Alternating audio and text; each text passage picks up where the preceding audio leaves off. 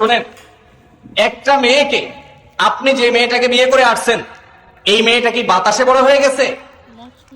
জন্মের পর থেকে তার বাপ মা তাকে তিল তিল করে শত শত হাজার হাজার টাকা তার পিছনে খরচ করে তাকে বড় করছে, ঠিক না ঠিক?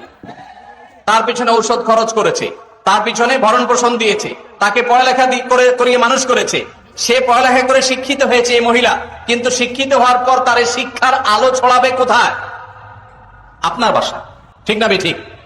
তাকে সুস্থ সবল রাখার জন্য ট্রিটমেন্ট করেছে, চিকিৎসা দিয়েছে, ভরণ পোষণ দিয়ে বড় করেছে। তার এই পুরো জীবন থেকে উপকার ভোগ করবে কে? আপনি, স্বামী এবং স্বামীর বাপ মা, স্বামীর পরিবার, ঠিক না ঠিক?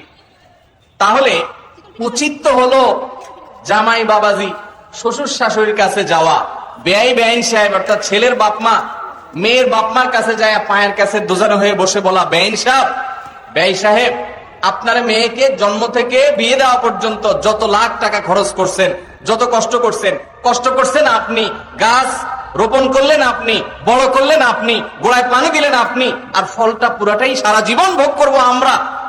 আমাদের তো কৃতজ্ঞতা থাকা উচিত। আমরা আপনার এই মেয়েকে বড় করতে যত পয়সা করি খরচ হচ্ছে সবগুলো আপনাকে দিতে চাই।